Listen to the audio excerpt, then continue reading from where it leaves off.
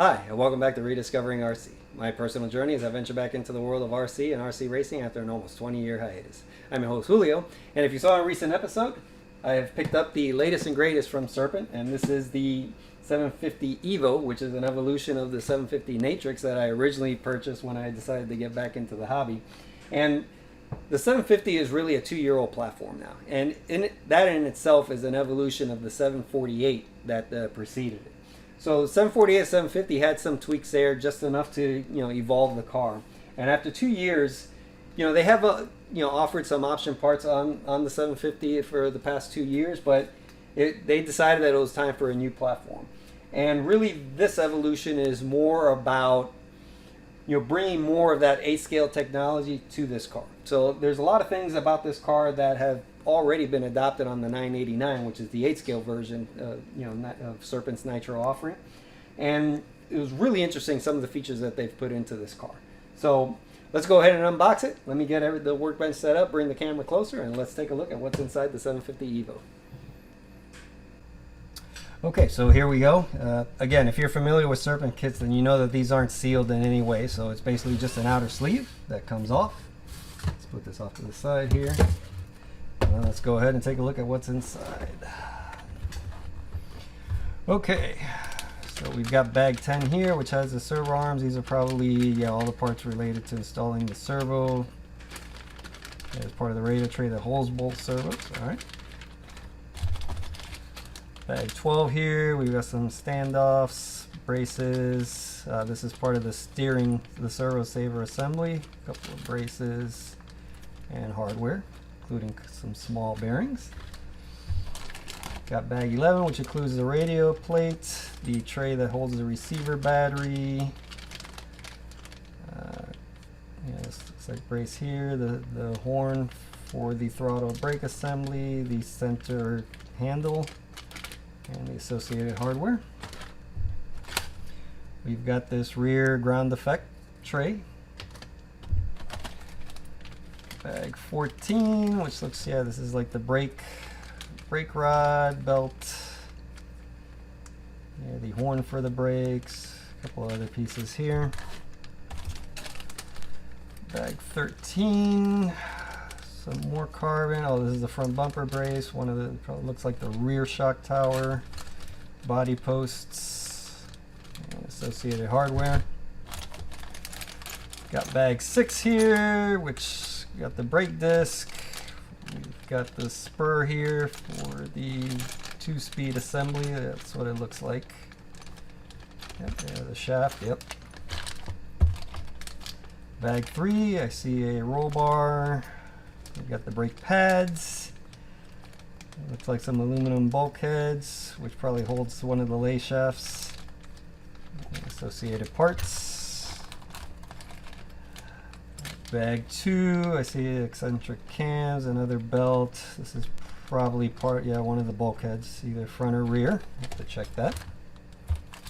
We've got the clutch bag, so this is the Syntax clutch with a couple of gears. And the good thing about this car is that a lot of the parts, which I have some upgrade parts for the 750, they will fit this car, so it's good to know.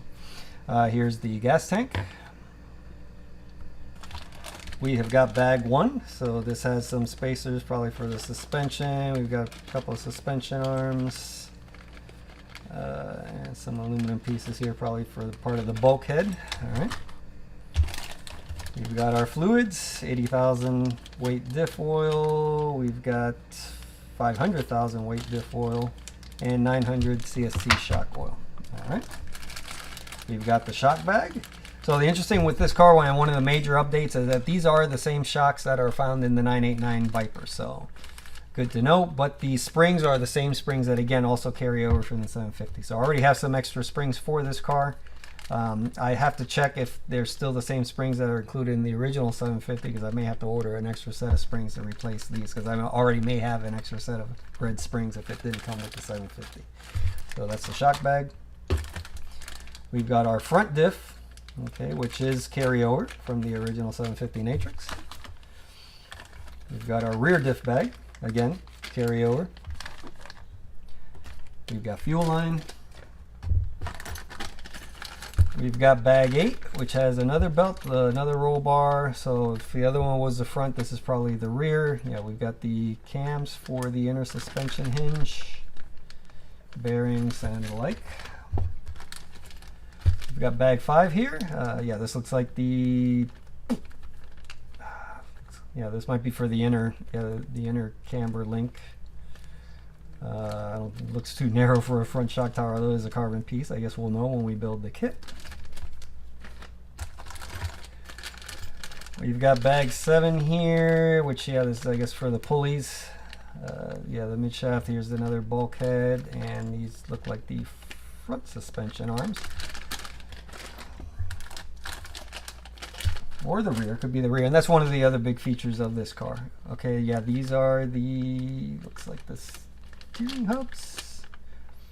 Or this may, no, this may be the rear hubs.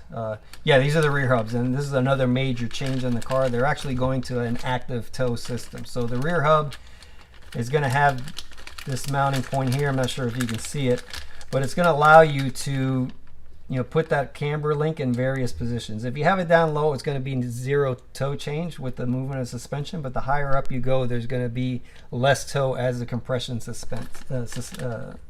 compresses. So what that will do is that by giving you a little bit more toe, it'll stabilize the car under load. So that way, you know, when it unloads and you go down the straight, you get all the characteristics, which is basically faster straight line speed and more nimbleness while you're traversing straights. And the last bag here, the last bag here is bag number 9, and this is more to say, yeah, so this looks like the front suspension. This looks like the upper A arms. Okay, and then finally we have the chassis, and the chassis has gone through a couple of big revisions here. And again, this is a nice work of art here in terms of all, you know, basically the way that it's chamfered here on the sides is just to allow it to roll and eliminate scratches on the edges here. Again, the one big change that they've made is that the original chassis had aluminum here down the center, which is where you mounted your center weight. This has been replaced by a carbon piece that mounts at these 3 points to make it lighter. And again, you're going to have that weight here that you can manipulate. Additionally, there's more points here to add weight in the front, and again, to keep that weight down low. So again, this is another major change here. As you can see from the notches, they are adjustable as well. You still have like a brass front bulkhead that you can put here as well, again, to manage weight on the car. So again, really nice. We have the front bumper, which again has kind of those ground effects on it. And we have the sticker sheets, which unfortunately they're the same sticker sheets. And it looks like we have an updated USB. Yeah, it looks like a credit card, kind of. Yeah, this pulls out. Yeah, that's pretty neat. Pulls out, and in here you will have your manual. Again, Serpents don't come with a paper manual. They have it electronic. So it looks like this is a kind of like a card that you can slide the USB out, put it in your computer, and access it there. Either way, I mean, you don't even have to take this out. This is it's available on the website. They always have the latest version of the of the manual along with the setup sheets there. So anyways, that's pretty much we also have an antenna if you have a receiver that uses an antenna. So that's pretty much it. Let me go ahead and pack all this back in, and I'll be back for final thoughts. Alrighty, so that'll do it for the unboxing of the Serpent 750 EVO. Let me just recap some of the additional features that this car has, and I'll probably just put some insets above just to demonstrate. So one of the big things that is in this car versus the 750 is that it does have that active tow rear suspension. So this is something that they introduced really I first saw it in the 10 scale electric cars, beginning with the 4X EVO, and is really adapted onto the cars, including the X20. And really the idea behind that is that it allows you to really, thin out the amount of tow that you put in your car. Having the least amount of tow possible allows for that nimbleness, and changes the direction on the car, particularly on straightaways. However, it could make the car very twitchy going in and out, and coming out of the turns. So the idea behind active, tow is to really introduce a little bit more tow when the suspension is compressed, and that gives you more stability entering the turns while still having that nimbleness to change directions, immediately going in or as the suspension unloads and coming out of a turn.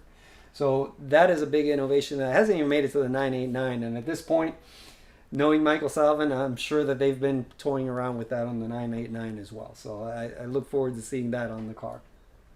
The other big innovation here is that they've gone to more things that are on the A-scale car. It's big brother. So one of the big things, it's using the 989 shock bodies now. So all that innovation and all that technology from 8 scale is pouring into the 10 scale counterpart.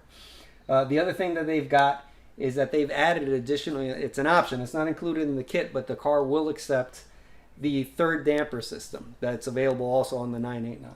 And that, again, it's to allow for you to separate the amount of dampening and load that the suspension has while it's going, when it's going up and down, as opposed to roll.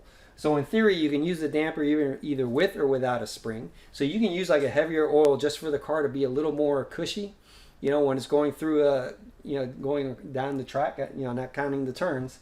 But it allows you to adjust the suspension differently to handle the turns when the chassis rolls. So you can have a softer spring, softer oil combination, for example, to get that more immediate effect. But when you're going straight, you can have it a little bit more stable when the suspension heaves and make that slower, with a thicker oil on that third dampener. Also, you can put a spring on that dampener and again, have a higher coil spring on there that reacts differently to how the car reacts in the turns. So again, some pretty key features. The other big thing that is carry over as well is that they're now using the 989's 2-speed assembly in this car as well.